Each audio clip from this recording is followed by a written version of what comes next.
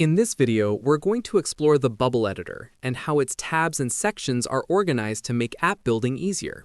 The Bubble Editor is designed with a clear navigation system that helps you access all the tools you need, from design to workflows, styles, and technical settings. At the heart of the editor are two main navigation bars. The left-hand bar gives you quick access to all tabs at any time, so you can switch between design, data, workflows, styles, and plugins without losing your place.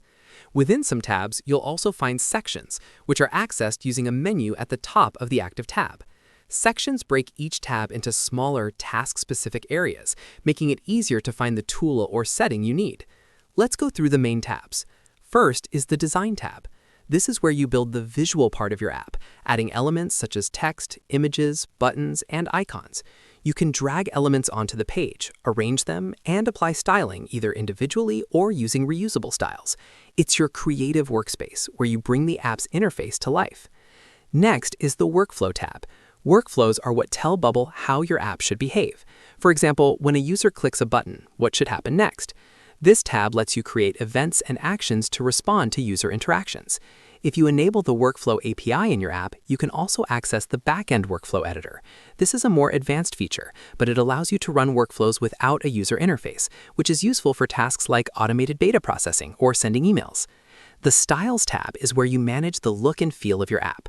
Element styles are collections of settings such as color, font, borders, shadows, and responsive behavior. By using styles, you can ensure consistency across your app and make changes quickly. Style variables let you define fonts and colors that can be reused throughout the app, making your design process more efficient. Finally, the Plugins tab is where you manage integrations with external services.